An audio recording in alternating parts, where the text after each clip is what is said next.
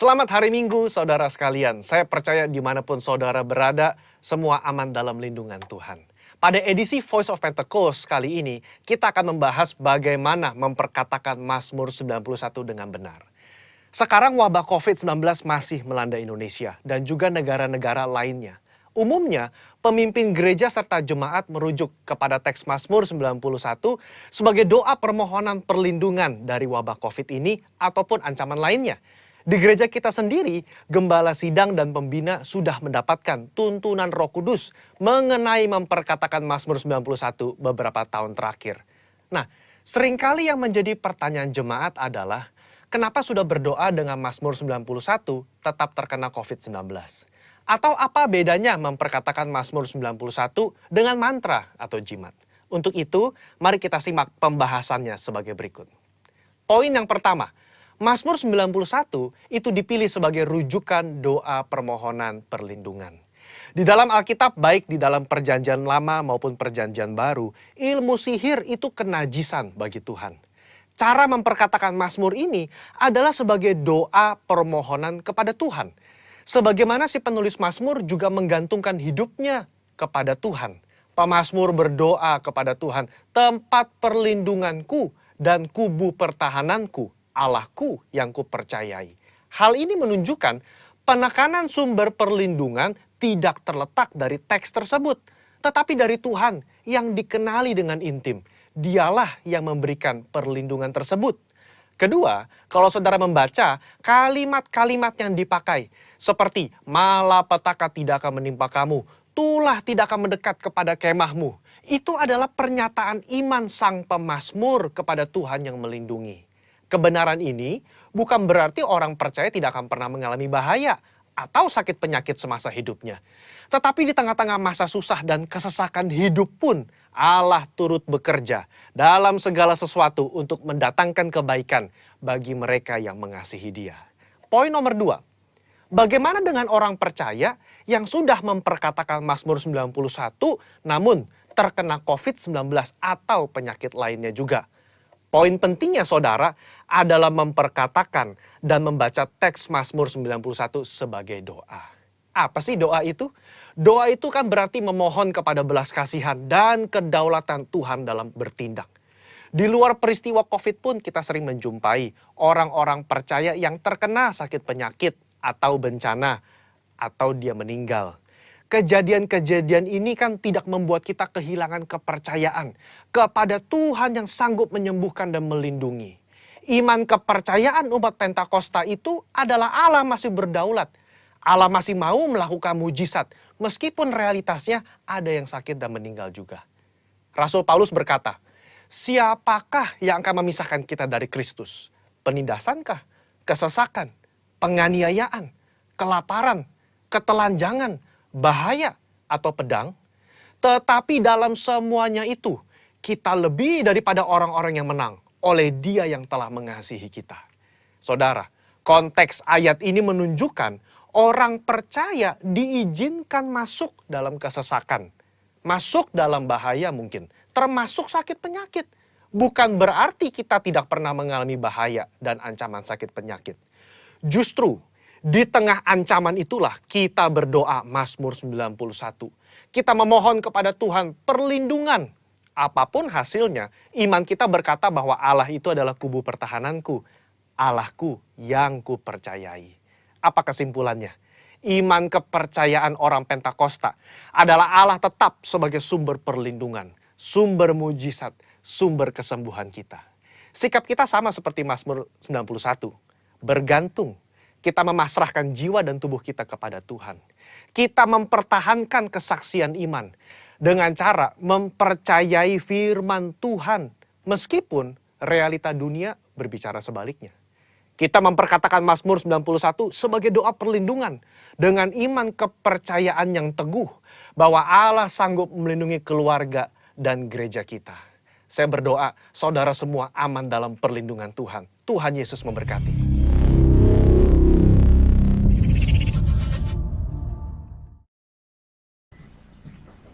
Shalom semuanya, selamat pagi. Saya mengundang kita semua untuk bangkit berdiri, berikan tepuk tangan terbaik untuk Tuhan kita yang luar biasa. Haleluya. Saya percaya ada sukacita yang baru di pagi hari ini, amin. Sebelum kita memulai ibadah kita persatukan hati di dalam doa. Shakala barata kala barata kala barata kala shikila barata kala barata kala shikila barata kala barata kala barata kala shakala barata kala barata kala shikila barata kala barata kala barata kala barata kala barata kala shakala bashi shikila barata kala barata kala barata kala barata kala shakala barata kala bu shikila la la la barata kala barata kala barata kala barata kala barata kala bashikila barata kala bashi pura barata kala barata kala bashakala barata kala bashi. Terima kasih. Betapa kami sangat bersyukur Aba Bapa punya Allah yang baik seperti Engkau ya Tuhan. Engkau sangat dahsyat Bapa. Engkau luar biasa Yesus.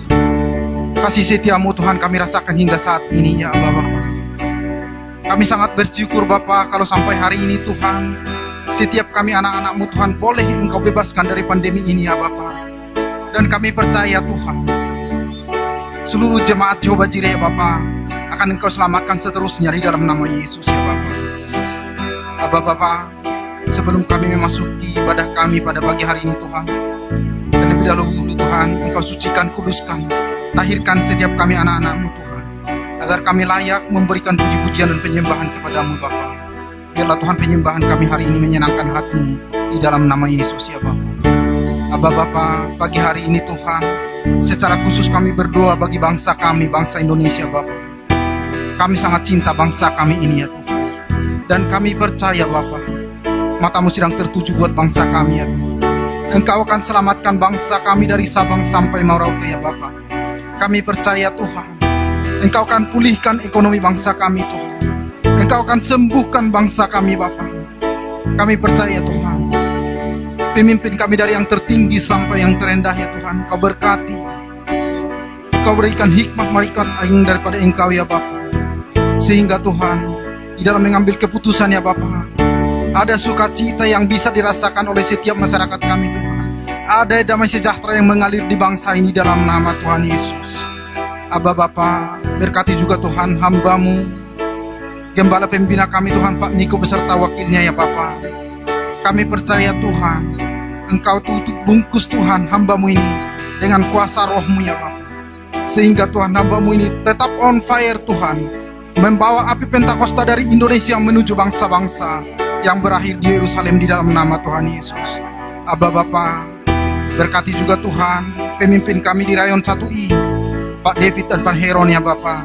Kami percaya Tuhan, melalui hamba-Mu ini Tuhan akan ada suatu perbedaan pelayanan di Indonesia Bapa. Kami percaya Tuhan Engkau akan bawa Rayon 1I menjadi penuaian yang terakhir dan terbesar di Indonesia ini Bapa. Kami percaya Tuhan Yesus. Engkau berkati bisnis usaha kesehatannya Tuhan Yesus. Kami percaya melalui hamba-Mu ini Tuhan, Indonesia dipulihkan ya Bapa. Aba Bapa, berkati juga Tuhan pemimpin kami di tempat ini Tuhan, Pak Edwin beserta keluarga ya Bapa. Pakai terus hamba-Mu ini lebih lagi ya Bapa. Bukakan pewahyuan yang baru Tuhan, sehingga Tuhan melalui Pak Edwin beserta kami seluruh jemaat Jehovah Jireh, seluruh pengerja di tempat ini Tuhan, Batam boleh dimenangkan di dalam nama Tuhan Yesus. Pakai terus Jehovah Jireh Tuhan menjadi impact maker di kota Batam Tuhan. Jadikan Tuhan Yesus gereja-Mu di tempat ini Tuhan sebagai tempat penuaian terbesar dan terakhir di kota Batam Tuhan. Kami percaya Bapa, kami percaya Tuhan Yesus, Engkau pakai Tuhan setiap kami untuk berkarya bagi hormat dan kemuliaan nama-Mu ya Bapa. Aba Bapa, ibadah kami Tuhan pada pagi hari ini kami serahkan ke dalam tangan kasih-Mu ya Bapa. Kami serahkan ibadah kami mulai awal, pertengahan hingga akhir Bapa. Biarlah Tuhan Engkau sendiri Tuhan yang beracara di tempat ini. Kami percaya Tuhan Yesus, ketika pujian dinaikkan Tuhan, ada kuasa pemulihan terjadi di tempat ini. Ada kuasa pertobatan terjadi di tempat ini Tuhan. Yang datang dengan sakit penyakit Engkau akan memberikan kesembuhan ya Bapak. Yang datang dengan berbagai perkara Tuhan, Kami percaya Tuhan Kau akan memberikan kelepasan Tuhan Yesus. Kami percaya Tuhan dari setiap pergumulan dan permasalahan kami ada satu jawaban, yaitu di dalam nama Yesus Kristus. Bapa, inilah hati kami Tuhan Yesus. Inilah hati kami Bapa. Kami siap memuji memuliakan Kau di tempat ini. Setiap kita yang siap memuji memuliakan Tuhan sama-sama katakan amin. Berikan tepuk tangan terbaik untuk Tuhan kita yang luar biasa. Silakan duduk di dalam hadirat Tuhan. Shekela barata kala barata kala bashi. Terima kasih Yesus. Terima kasih ya Roh Kudus. Engkau baik, sangat baik bagi setiap kami. Terima kasih.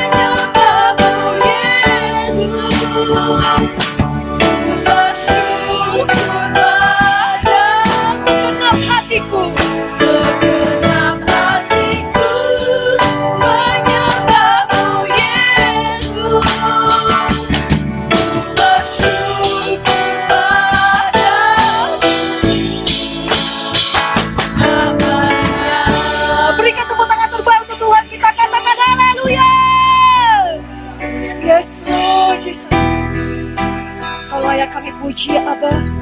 Kau layak kami sembah ya Bapa. Terima kasih Tuhan. Mengizinkan kami hadir Tuhan pada pagi hari ini Tuhan.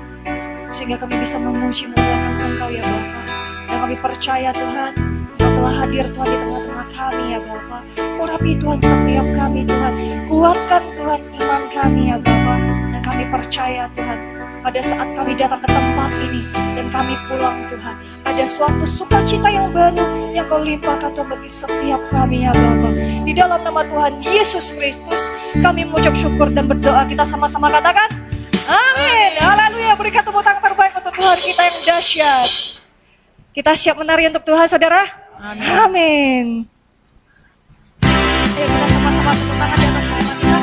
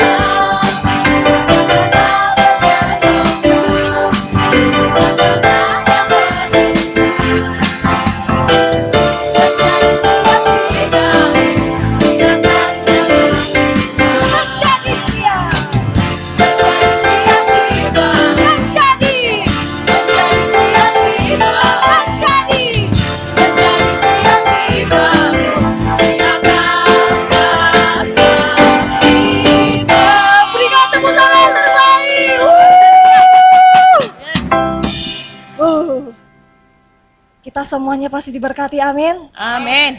Kita adalah pengerja jam 5 sore, amin. Yes, amin. Tuhan akan menguatkan iman kita, amin. Amin. Berikan tepuk tangan yang terbaik untuk Tuhan kita yang luar biasa. Haleluya. Silakan duduk di dalam hadirat Tuhan. Kita akan sama-sama memberi yang terbaik untuk pekerjaan Tuhan di tempat ini. Kita siapkan amplop kita dan kita persatukan hati di dalam doa. Bapa di dalam surga, terima kasih Tuhan atas kebaikan-Mu dan kemurahan-Mu Tuhan. Sehingga kami bisa menabur Tuhan di tempat ini Tuhan. Biarlah Engkau berkati Tuhan setiap anak-anak-Mu Tuhan yang akan memberi ya Aba. Dan Engkau kembalikan Tuhan 100 kali lipat Tuhan. Dan kami percaya Tuhan, bahwa berkat yang Kau berikan Tuhan, kami percaya Tuhan, setiap kami Tuhan akan memberi dengan sukacita ya Bapa. Terima kasih Tuhan untuk kasih setia dan perlindungan-Mu di dalam nama Tuhan Yesus Kristus. Kami mengucap syukur dan berdoa, haleluya. Amin.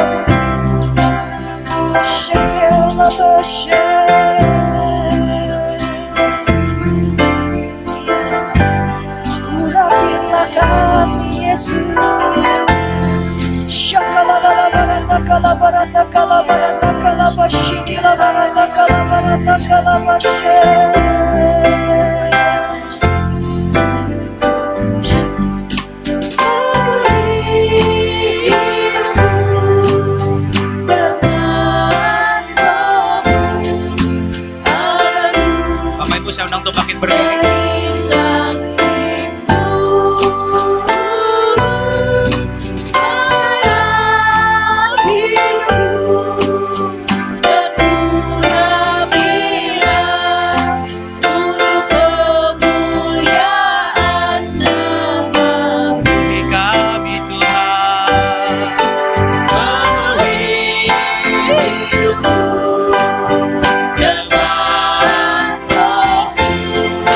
rohmu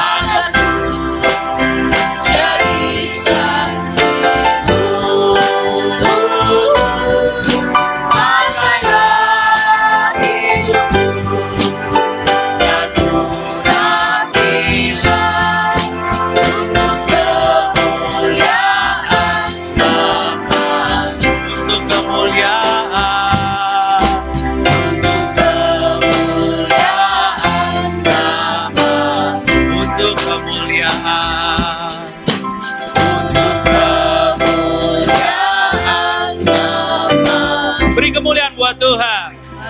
Yaralabasya karadaba yaralabas dikirarabasyane. Haleluya. Yaralabas dikirarabas seralabosa.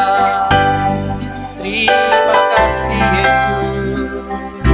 Kami mengasihimu. Kami menyayangimu. Ya Tuhanku, ya Allahku. Engkaulah Raja segala raja. Engkaulah Bapa kami. Terima kasih Yesus. Terima kasih. Terima kasih. Kami mengucap syukur bahwa kami boleh diberikan kesempatan, kesehatan, kekuatan untuk datang di rumah Tuhan pada pagi ini. Kami tahu Engkau mengasihi kami, Engkau mengundang kami, Engkau menuntun kami, bahkan Engkau ingin memberkati kami. Bapa dalam surga, urapi anak-anak-Mu ditempati dengan Roh Kudus-Mu. Roh Kudus, beracaralah sebebas-bebasnya. Ajarkan anak-anak-Mu untuk mengerti firman kebenaran Tuhan yang akan disampaikan. Sehingga mereka bukan hanya menjadi pendengar yang baik, tapi mereka juga menjadi pelaku firman yang baik bagi hormat dan kemuliaan Tuhan di dalam nama Tuhan Yesus. Urapi hamba-Mu yang akan menyampaikan isi hati-Mu, Aba. Roh Kudus, urapi bibir mulut hamba. Biarlah pada pagi ini hamba hanya memperkatakan isi hati Tuhan, hanya memperkatakan kebenaran firman Tuhan, sehingga anak-anak-Mu yang mendengarkan akan diperbaharui secara total untuk semakin dibentuk serupa segambar dengan Yesus di dalam nama Tuhan Yesus. Terima kasih ya Bapak buat kebaikan-Mu. Berbicaralah, kami siap duduk diam dalam hadirat-Mu, mendengarkan isi hati-Mu. Terima kasih Bapak, segala hormat, pujian, kuasa, kemuliaan, masyurah hanya bagi-Mu. Dalam nama Tuhan Yesus Kristus, kami mengucap syukur dan berdoa. Yang siap mendengar firman Tuhan sama-sama katakan, amin. Silakan duduk Bapak Ibu Saudara, masih boleh kembali tempatnya masing-masing.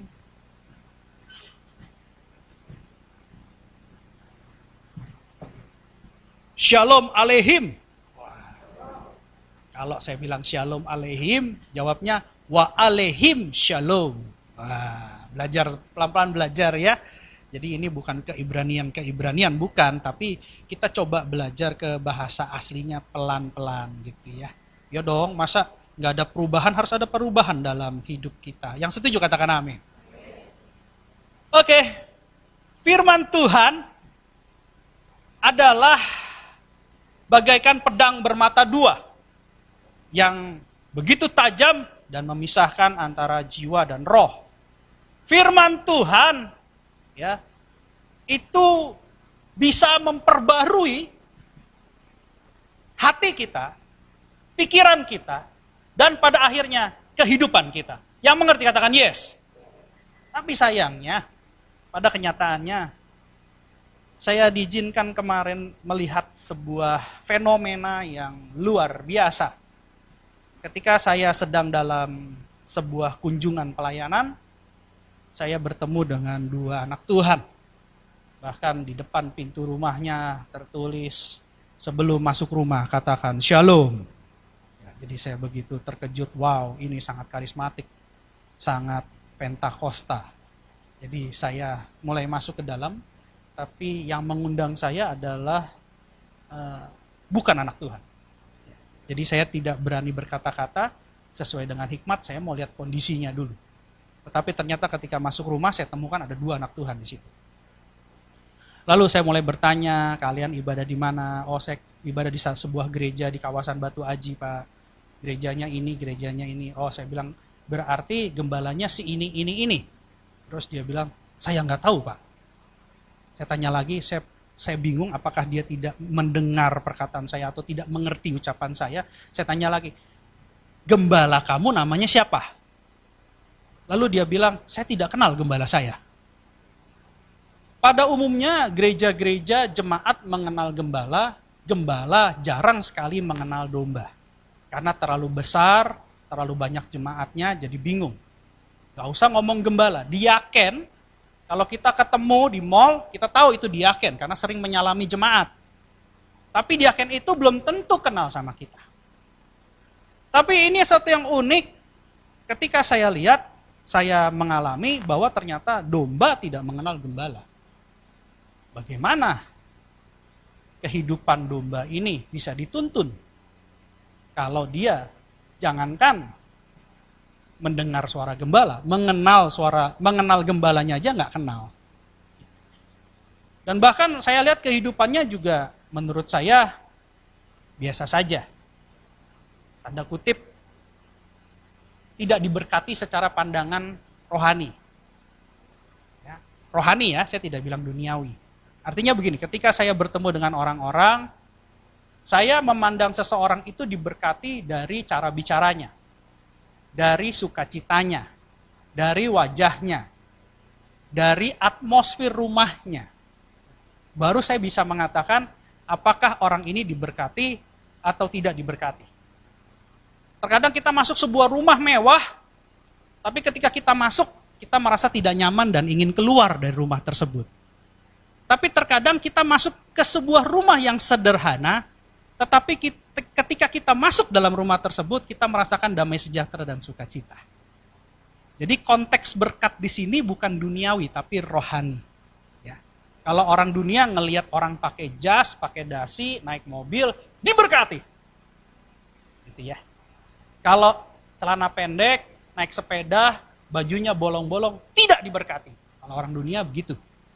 Padahal belum tentu. Saya pernah ketemu satu acek-acek di Pluit, di Jakarta, di Pluit ya. Dia pakai sepeda, celana pendek, bajunya robek-robek, dia bawa kantong plastik di depan keranjang sepedanya, kantong plastik hitam, kantong plastik kresek hitam. Jadi teller BCA pada saat itu yang saya ada di situ dia bilang begini, "Pak, Bapak tahu nggak Pak? Ini nasabah terbesar kami." Hah? Nasabah terbesar pakai sepeda? Tapi begitu dia buka kantong kreseknya, semua uang semua. Dan pecahannya pecahan besar. Sayangnya orang-orang dunia banyak melihat berkat itu dengan ukuran materi. Ya. Kalau saya enggak. Kenapa? Karena berkat yang sesungguhnya adalah berkat yang tidak tergantikan, tertukarkan dengan materi. Yang setuju katakan amin. Ada berkat-berkat seperti kesehatan, kebahagiaan, sukacita.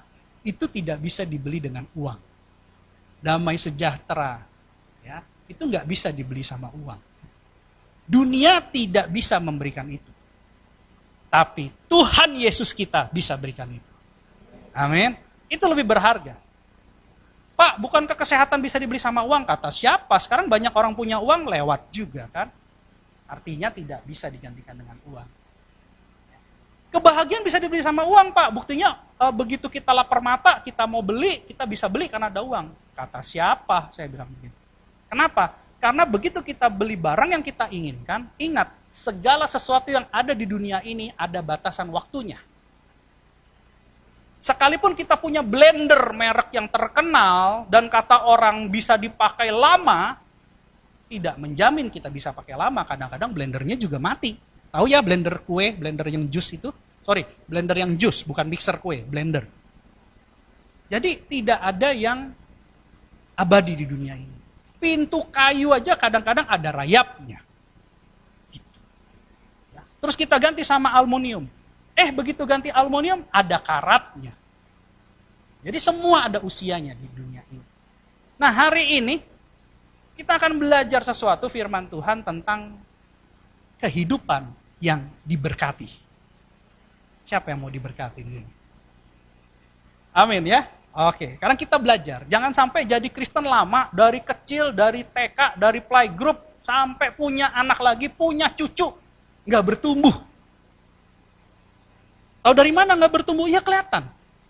Atmosfernya, gaya hidupnya, pola pikirnya, cara berkata-katanya, kelihatan. Kita sekarang cari ya berkat yang dari Tuhan. Kenapa? Karena firman Tuhan ya dan amin. Saya percaya firman Tuhan ya dan amin. Coba kita buka Yohanes 10 ayat 10, tapi saya mau baca yang B aja. Yohanes 10 ayat 10 tapi yang B, kalimat kedua. Dalam ayat itu ada dua kalimat, kalimat pertama, kalimat kedua, tapi kita baca yang kalimat kedua. Yohanes 10 ayat 10. Yohanes 10 ayat 10. Kita baca mulai dari aku datang ya. Kita baca sama-sama. 1, 2, 3. Aku datang supaya mereka mempunyai hidup dan mempunyainya dalam segala kelimpahan. Katakan kelimpahan. Oke. Saya akan mulai buka pelan-pelan apa yang dikatakan Tuhan. Dan kalau ini dijanjikan Tuhan buat anak-anaknya, saya percaya Tuhan berfirman itu pasti terjadi. Tapi terkadang kita melihat, kok bisa anak Tuhan yang sudah bertahun-tahun nggak ada pembaharuan, nggak ada satu kehidupan yang berubah. Nah ini tanda tanya nih. Berarti ada satu puzzle, bagian puzzle yang hilang. Sehingga dia tidak mengerti bagaimana mengaplikasikan firman yang hidup di dalam kehidupannya. Saya pegang janji ini. Jadi bagi saya, ketika saya ikut Tuhan, saya percaya hidup saya akan dipelihara Tuhan. iTab, saya kasih ilustrasi sedikit. iTab ini penting sekali buat saya. Kenapa iTab ini begitu penting? Karena di dalamnya ada materi khotbah dari tahun 2015, kalau tidak salah saya ingat. Berarti sudah 5 tahun. Jadi sih banyak sekali khotbah di sini, pengajaran-pengajaran dari Tuhan, dari Roh Kudus. Jadi ini sangat berharga, melebihi harga daripada seluruh harta benda yang saya punya sekarang. Kenapa? Isinya, kandungannya. iTab ini tidak ada kartu SIM card-nya, hanya isinya Alkitab, beberapa aplikasi, dan firman Tuhan. Karena ini begitu berharga buat saya, dia tidak perlu khawatir kalau baterainya habis. Karena iTab ini baterainya bisa habis kan, perlu di-charge kan untuk supaya on. Dia tidak perlu khawatir ketika dia low bat, dia harus cari charger sendiri dan ngecas sendiri. Tapi ketika dia lowbat, saya yang akan membawa dia, mencolokkan kabel charger kepada dia supaya dia punya tenaga kembali, punya baterai kembali. iTab ini tidak perlu khawatir kalau misalnya tiba-tiba casingnya rusak. Ya, ini sekarang sudah mulai rusak, padahal saya baru ganti. Nggak tahu, mungkin barang agak lama, saya simpan di lemari. Dia tidak perlu khawatir tentang kecantikannya, bagaimana penampilannya, bagaimana proteksinya, karena kita pakai pelindung ini kan untuk proteksi juga, supaya kalau jatuh nggak apa-apa. Dan sekaligus sebagai penampilan, supaya penampilannya tetap baik dipandang, enak dipandang. Dia tidak usah berpikir bagaimana saya harus ganti casing saya, bagaimana saya harus ganti cover saya, screen protector saya kalau udah rusak siapa yang ganti. Tapi karena saya perlu ini, saya akan ganti, saya akan jaga, saya akan dandani, saya akan proteksi dia. iTab ini tidak perlu khawatir ketika dia terjatuh, tidak sengaja terjatuh, siapa yang ambil dia? Tapi ketika dia terjatuh, tergeletak, karena saya perlu dia, saya yang akan angkat dia kembali. iTab ini tidak perlu khawatir ketika dia kotor, berdebu, screen-nya berdebu, siapa yang lap dia? Siapa yang bersihkan kekotoran daripada dia? Tapi karena saya butuh dia, saya butuh iTab ini, saya akan bersihkan debu-debu itu. Ketika kita mengerti bahwa kita melakukan pekerjaan-pekerjaan Tuhan dan kita diperlukan Tuhan, kita tidak perlu khawatir tentang diri kita. Karena Tuhan akan membersihkan debu-debu kotoran dari hidup kita. Tuhan akan memberikan kekuatan yang baru buat kita ketika baterai kita lowbat. Tuhan akan menggantikan penampilan kita dengan penampilan yang baik. Tuhan akan memberikan proteksi yang luar biasa ketika kita perlu proteksi, khususnya zaman pandemi ini. Kita nggak tahu ketemu dengan orang yang mungkin saja OTG. Tahu OTG ya? Orang tanpa gejala. Dan kalau kita terjatuh, ada Tuhan Yesus yang selalu mengangkat kita kembali ke ruang hatinya. Berarti janji Tuhan, ya dan amin. Aku datang supaya mereka mempunyai hidup dan mempunyainya dalam segala kelimpahan. Segalanya. Bapak ngomongnya teori aja, prakteknya apa? Saya tidak bisa bicara banyak, karena saya tidak mau dikatakan nanti dalam kebodohan saya sombong. Tapi kalian bisa lihat kehidupan saya, bahwa kehidupan saya hanya berfokus kepada Tuhan, tapi pemeliharaan Tuhan sempurna atas hidup saya. Bahkan kalian bisa lihat dari gereja ini, pemeliharaan Tuhan buat gereja ini begitu sempurna. Jadi saya tidak mau banyak bicara, karena banyak orang yang melihat baru percaya. Tapi Tuhan bilang, berbahagialah orang yang tidak melihat namun percaya. Kalian bisa lihat apa yang Tuhan lakukan di gereja ini, kalian bisa lihat apa yang Tuhan lakukan buat keluarga kami. Dan saya percaya Tuhan yang sama bisa melakukan yang sama dengan kalian. Yang setuju katakan amin.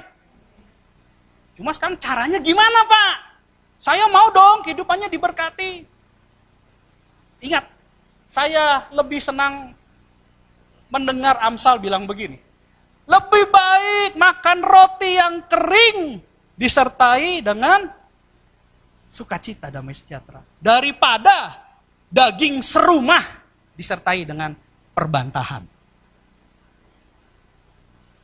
Hidup saya dulu glamour, hidup saya serba mewah, luxury, dan sekarang Tuhan bawa kepada level mensyukuri apa yang saya terima dari Tuhan. Ternyata itu lebih membawa saya kepada damai sejahtera. Kok bisa Pak, Bapak akhirnya diubahkan Tuhan dari level dunia yang benar-benar fokusnya uang, karir, uang, jabatan. Dulu kalau saya masuk bank, tanya istri saya, setiap bank yang saya masuki, semua orang pasti nyambut saya. Dan bukan itu saja, lalu dia bilang, Pak gak usah antri Pak, langsung ke ruangan pimpinan. Istri saya sering ikut saya. Tapi sekarang saya harus ikut ngantri, saya harus tenang dengan senyum, saya tidak dapat yang namanya hak eksekutif, hak eksklusif, hak VVIP itu. Dulu saya pegang wilayah pemasaran dari Sabang sampai Merauke, artinya se-Indonesia, nasional, saya pegang nasional. Dan saya lepas sekarang saya hanya pegang kerajaan Tuhan yang dipercaya di dunia ini sama saya di gereja ini. Bahkan kantor saya menjadi kecil sekali, karena semua ruangan kantor saya kasihkan buat Tuhan untuk dipakai. Dan saya bilang sama Tuhan, Tuhan, saya baru mengerti kenapa saya bisa dibawa Tuhan sampai sekarang ini. Dan hari ini, saya akan bagikan resep kehidupan, bukan resep masakan, resep kehidupan untuk diberkati sama Tuhan. Siap untuk mendengarnya? Siap untuk fokus? Kita buka Yakobus 1 ayat 22. Yakobus 1 ayat 22. Tetapi hendaklah kamu menjadi pelaku firman dan bukan hanya pendengar saja. Sebab jika tidak demikian, kamu menipu diri sendiri. Loh, kok menipu diri sendiri? Maksudnya apa ya, Pak? Kebanyakan kalau orang khotbah ditanya, khotbah kemarin apa? Nggak ingat dia firmannya. Tapi ilustrasi yang lucu-lucu dia ingat. Firman nggak ingat tuh. Saya ingat Pak ilustrasinya, sepeda itu mahal tapi tidak dijual. Atau sepeda itu bagus tapi tidak dijual. Ingat ilustrasi kayak gitu. Tapi kalau tanya ayatnya berapa, mana? Lupa. Firman Tuhan mengatakan kamu hendaknya menjadi pelaku firman, bukan hanya pendengar saja. Kenapa? Kamu nipu diri sendiri loh. Kamu ngebohongin diri sendiri loh. Kalau kamu ngebohongin diri sendiri, nggak ada kebenaran, bagaimana kebenaran itu bisa ada dalam hidup kamu? Lalu Yakobus melanjutkan lagi di ayat 23, dikatakan begini. Sebab jika seorang hanya mendengar firman saja dan tidak melakukannya, ia adalah seumpama seorang yang sedang mengamat-ngamati mukanya yang sebenarnya di depan cermin. Lanjut ayat 24. Baru saja ia memandang dirinya, ia sudah pergi atau ia segera lupa bagaimana rupanya. Artinya begini, tadi saya bingung juga, Tuhan ilustrasi yang gampang dicerna apa? Memang mungkin terlihat sederhana, terlihat mudah dimengerti setelah dijelaskan. Tapi untuk si pembicara menjelaskan ini tidak mudah, karena tugasnya adalah menjelaskan materi semudah mungkin supaya bisa dicerna. Tidak mudah. Tiba-tiba Tuhan kasih lihat saya tadi para pengerja wanita, puji Tuhan gak ada pengerja laki-laki, dandan di belakang. Ya, puji Tuhan gak ada pengerja laki-laki dandan di sini. Puji Tuhan semuanya pengerja wanita. Waktu dia dandan, dia butuh apa? Cermin. Ya kalau cewek dandan cermin ya. Bahkan di dompetnya juga pasti ada cermin kecil. Ya. Nah, kenapa dia butuh cermin? Karena cermin sebagai alat bantu untuk melihat tata rias yang akan digunakan, dikenakan di wajahnya. Kalau misalnya pemerah pipinya baru sebelah kiri, tidak mungkin ditinggal. Berarti merahnya cuma sebelah. Kan pemerah pipi harus sepasang. Atau sifat alis baru sepasang, tiba-tiba ditinggal. Kan nggak mungkin ya. Bibir merah cuma atas doang, bawah dibiarkan pucat. Apa? Variasi kata dia. Kan nggak mungkin juga. Ya, berarti kan kalau begitu dicermin alat bantu, dia berusaha memberikan sentuhan-sentuhan di wajahnya supaya terlihat cantik dan bersinar. Glowing ya. Kalau make up bilang ini glowing loh, bedaknya glowing. Saya bilang kamu glowing karena bedak, saya glowing karena firman Allah. Gitu loh, ya bersinar. Gitu. Jadi cermin itu adalah alat bantu untuk membuat penampilan kita menjadi lebih baik. Saya pakai dasi, terkadang bisa pakai ini, tapi saya nggak yakin apakah dasinya bisa saya pakai tanpa cermin, tapi apakah dasinya miring ke kanan, miring ke kiri, nah itu saya butuh cermin. Nah, Yakobus bilang, ini seakan-akan orang memandang dirinya, mengamat-ngamati dirinya di hadapan cermin, tapi baru saja dia melihat, dia tinggalkan. Artinya begini, ketika dia ngaca, dia mau berikan yang terbaik, dia lihat, di gigi saya ada cabai. Gitu. Kan kadang-kadang kan gitu ya, makan, cabainya ada di sini. Gitu. Begitu ketawa temannya bilang, ih sombong ya habis makan-makan. Karena cabainya. Dia sudah lihat di cermin, tetapi dia nggak remove cabainya, dia nggak buang cabainya. Dia bilang, cuek aja, tinggal. Atau tadi saya bilang, mungkin wajahnya ada make up yang kurang pas gitu ya. Tapi sudah dibantu cermin, dia bukan memperbaiki tapi dia tinggal. Nah, Yakobus mau bilang gini, firman Tuhan itu bagaikan cermin. Kok bagaikan cermin? 2 Timotius 3 ayat 16, coba buka. 2 Timotius 3 ayat 16. Dikatakan begini. 2 Timotius 3 ayat 16. Segala tulisan yang diilhamkan Allah memang bermanfaat untuk mengajar, untuk menyatakan kesalahan, untuk memperbaiki kelakuan, dan untuk mendidik orang dalam kebenaran.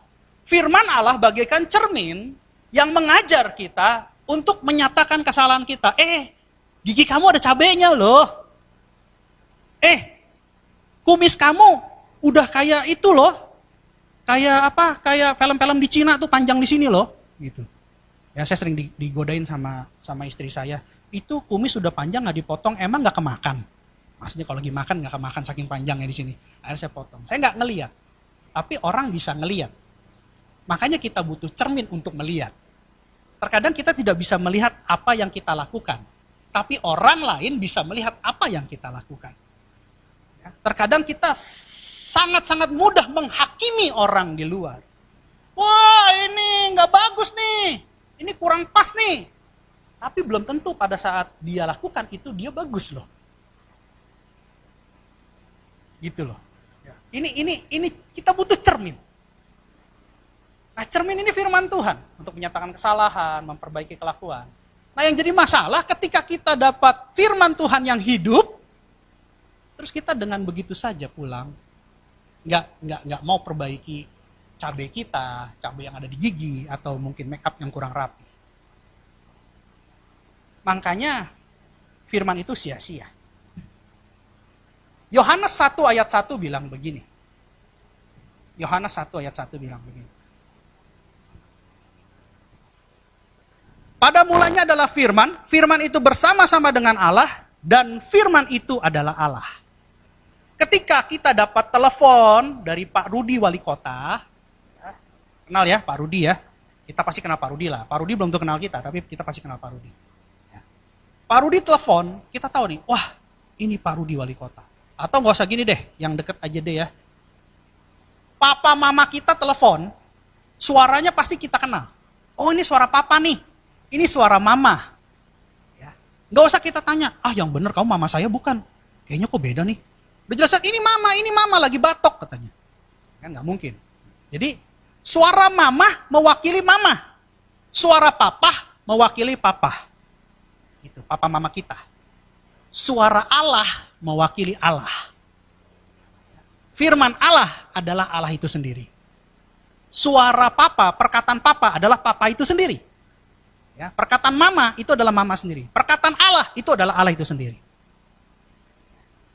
Ketika Allah berfirman melalui tulisannya di Alkitab, artinya Allah sendiri yang berbicara sama kita. Harus mengerti konteks itu. Dan ketika kita mendengar perkataan Allah, papa bilang, "Nak, kamu kalau malam sikat gigi. Kalau enggak giginya kuning." Nah, terus kita dengar, terus kita cuek aja, main tidur. Bener, 2 tahun kemudian giginya kuning. Tapi kalau kita dengerin papa ngomong, "Nak, sebelum tidur sikat gigi." Kalau enggak giginya kuning, dia sikat gigi tiap malam. Apa yang terjadi? Giginya enggak kuning. Nah, kita nggak boleh jadi hanya pendengar saja. Makanya hidupnya nggak berubah. Karena kalau kita mendengar dan kita melakukan firman, berarti firman yang adalah Allah ada bersama kita. Ketika kita melakukan papa suruh gosok gigi, kita meyakini bahwa, oh iya, ini nasihat papa dan keingat-ingat sama papa punya omongan, berarti papa seakan-akan dekat sama kita.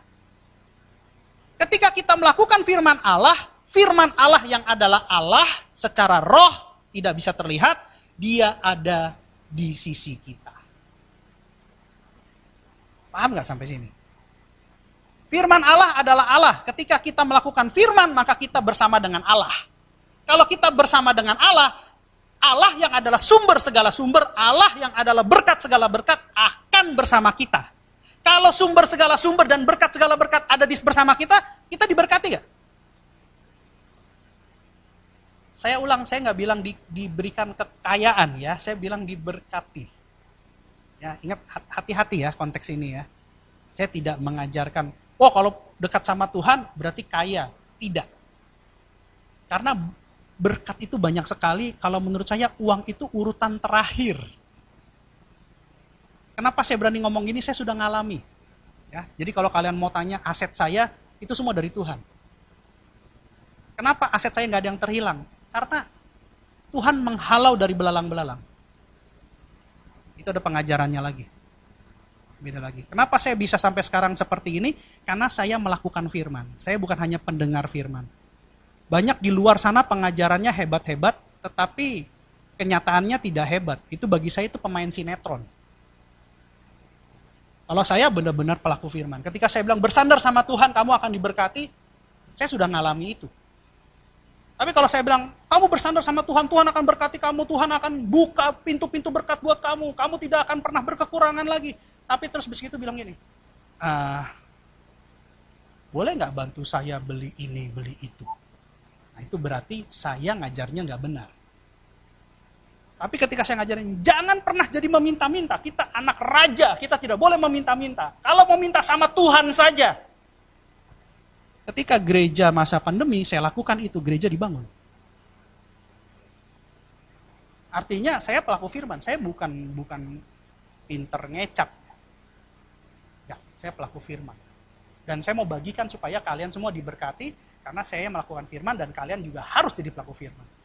Tapi Pak, tadi kan Bapak ayatnya cuma ngomong tentang cermin. Ya kan saya belum terusin. Coba buka Yakobus 1 ayat 25. Yakobus 1 ayat 25. Tadi kan 24, sekarang 25. Yakobus 1 ayat 25.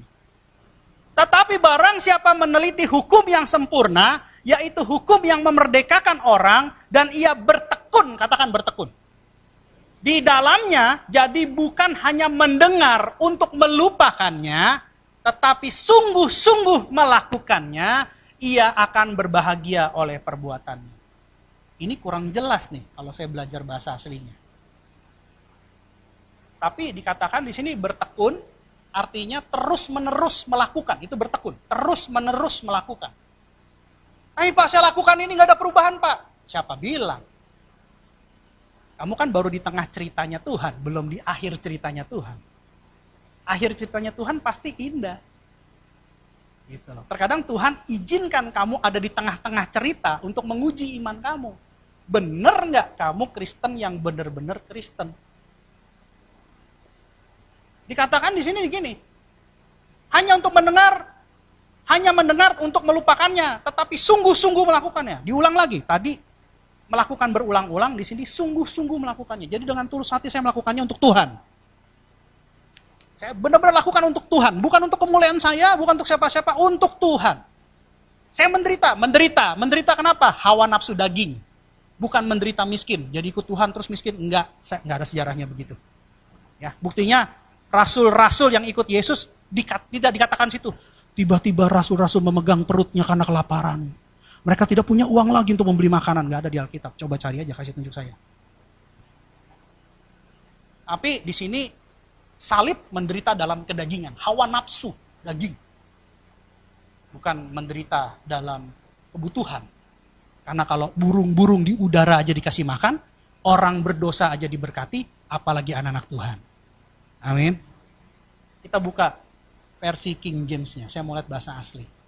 Saya akan bukakan bahasa asli.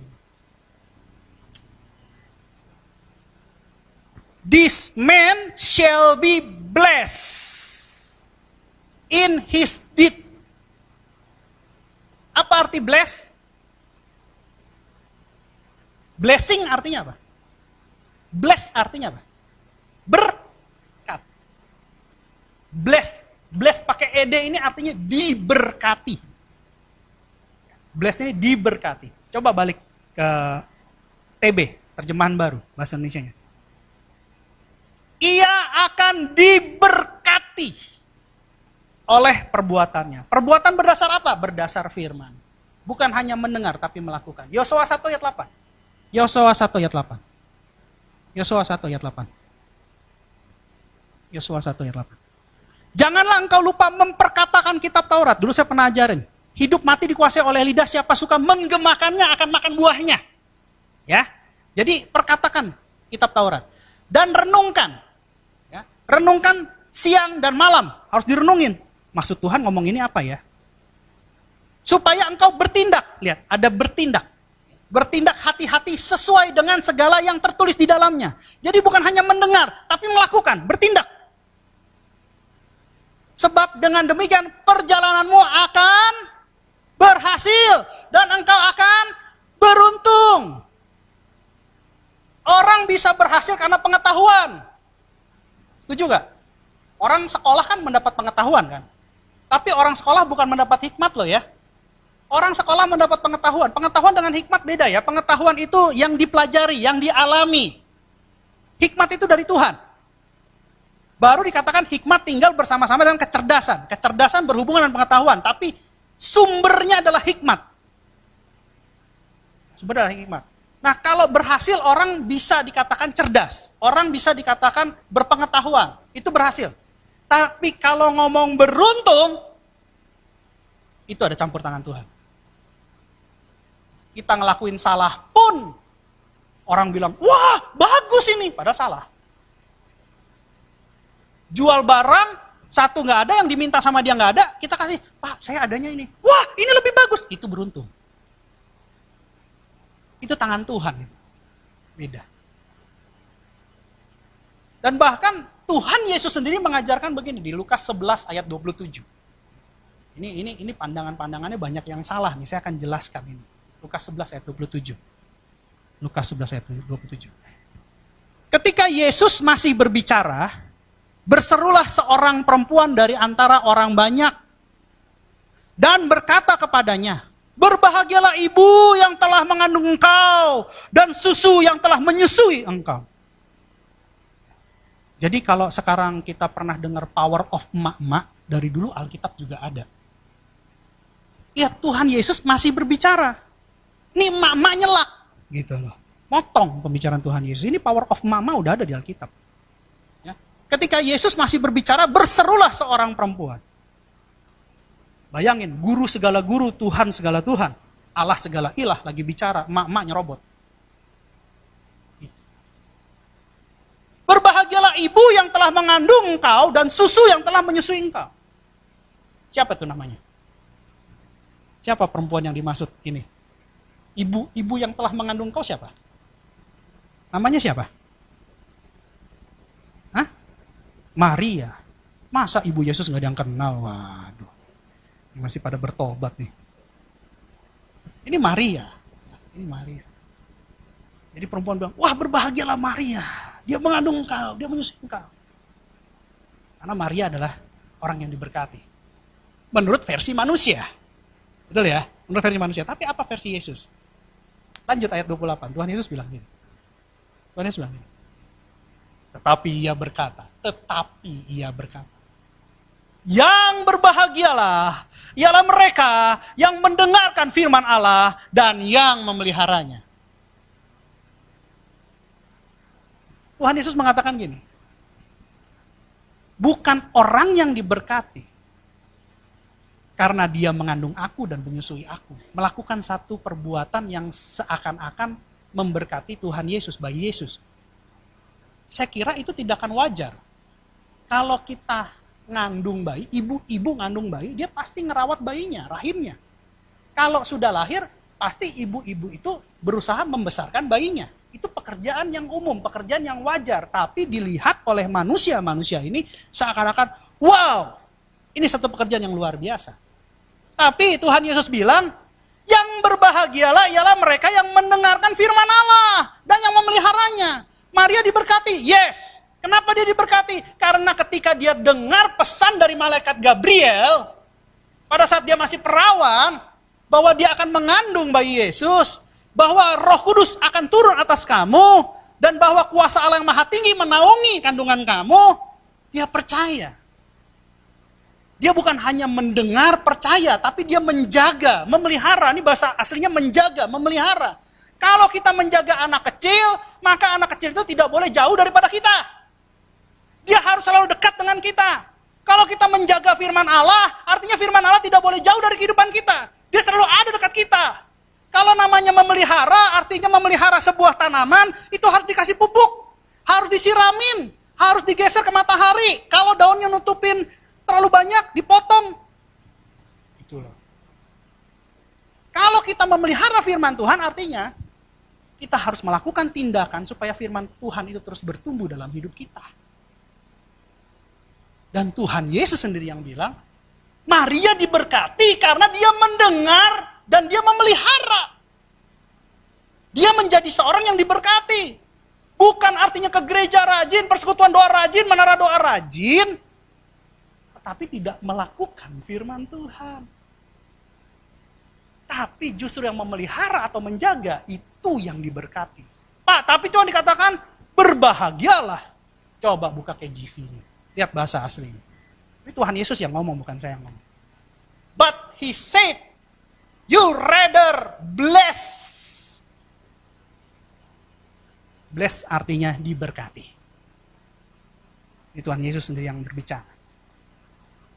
Jadi, kalau kita balik ke LAI, seharusnya terjemahan yang tepat adalah diberkatilah mereka yang mendengarkan firman Allah dan yang memeliharanya. Untuk dapat berkat itu, kita perlu keberhasilan, keberuntungan.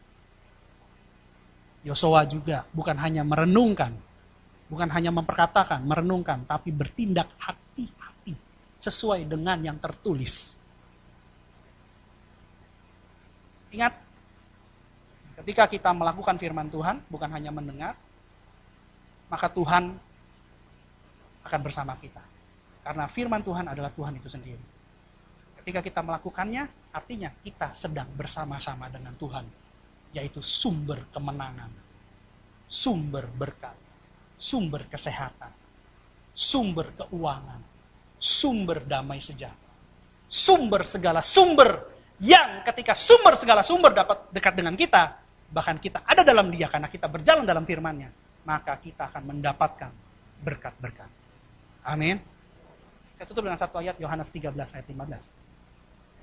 Yohanes 13 ayat 15. Pemusik saya undang untuk maju ke depan. Yohanes 13 ayat 15. Kita baca sama-sama 1, 2, 3. Sebab aku telah memberikan suatu teladan kepada kamu, supaya kamu juga berbuat sama seperti yang telah kuperbuat kepadamu. Amin. Kita sudah belajar, kita mau jadi Kristen yang bertumbuh, jangan Kristen yang begitu-begitu saja. kita sudah belajar dari cermin, bahwa kita sudah mengerti bahwa Tuhan Yesus mati di kayu salib untuk menebus dosa-dosa kita. Dia sangat sayang sama kita. Dia menderita karena kita. Dan oleh sebab itu kalau kita mengerti, kita yang sudah melihat, mengerti, mengenal pengorbanan Yesus, harusnya kita lebih lagi berkorban buat orang lain. Kita yang sudah mengenal begitu besar kasih Yesus, harusnya kita lebih lagi mengasihi orang lain. Kita yang sudah mengenal Yesus yang mengampuni dosa-dosa kita, harusnya kita lebih lagi mengampuni orang lain. Jangan sampai kita di hadapan cermin seakan-akan kita membawa jubah karakter Kristus, tapi kita begitu saja meninggalkannya. Ketika kita keluar dari cermin itu, kita tidak memakai identitas Kristus. Pastikan ketika kita bercermin, kita mempunyai salib, terlihat di cermin, tapi kita keluar juga dengan salib Kristus. Maka percayalah, ketika kita bukan hanya pendengar firman, tapi kita melakukan firman, maka hidup kita akan diberkati. Amin. Bapak Ibu saya undang untuk berdiri, kita nyanyikan satu lagu.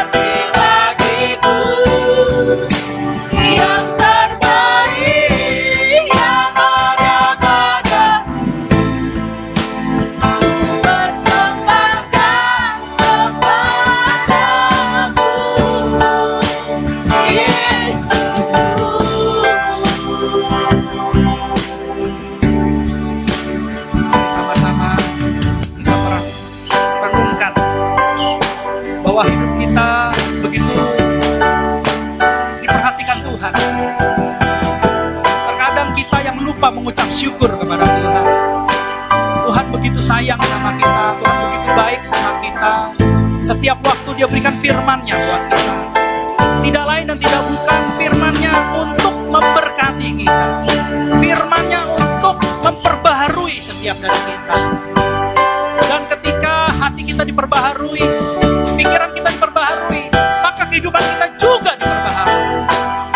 Kita adalah anak raja, anak-anak raja yang memiliki hati hamba.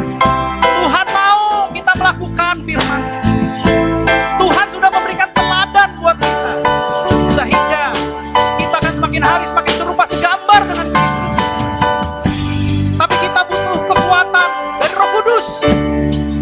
kalau dengan kekuatan kita sendiri kita mungkin tidak mampu. Oleh sebab itu, minta sama Roh Kudus. Minta sama Tuhan untuk pencurahan Roh Kudus memenuhi setiap hati kita, sehingga kita dimampukan untuk melakukan setiap firman Allah yang akan memperbarui setiap hidup kita, bahkan memberkati setiap hidup kita.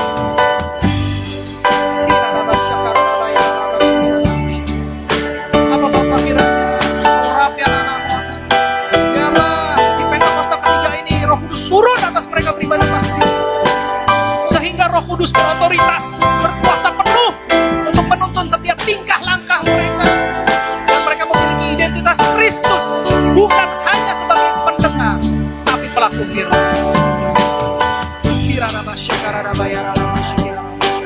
Katakan kau bukan.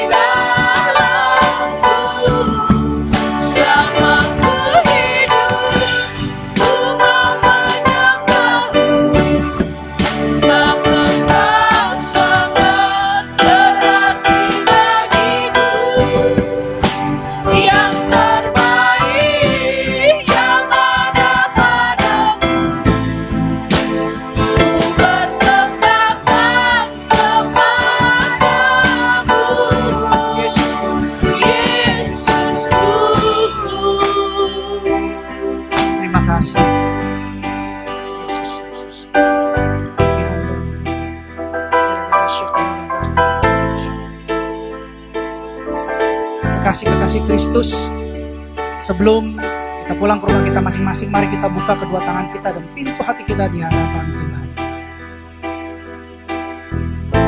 Kekasih-kekasih Kristus, sama seperti engkau membuka kedua tanganmu dan pintu hatimu di hadapan Tuhan, pintu surga saat ini juga terbuka di hadapanmu. Pulanglah dan bawalah berkat kemenangan, berkat keberhasilan, berkat keberuntungan, berkat kelepasan, berkat kesembuhan, berkat pertobatan, berkat damai sejahtera, berkat Abraham, Ishak dan Yakub, bahkan shalom dari Allah Bapa kita di surga melalui Tuhan kita Yesus Kristus, dan persekutuan yang manis bersama dengan Roh Kudus mulai saat ini sampai Tuhan Yesus sendiri akan datang menjemput kita di awan-awan yang permai. Sebagai orang percaya yang sudah menerima berkat Tuhan, mari kita sama-sama katakan amin.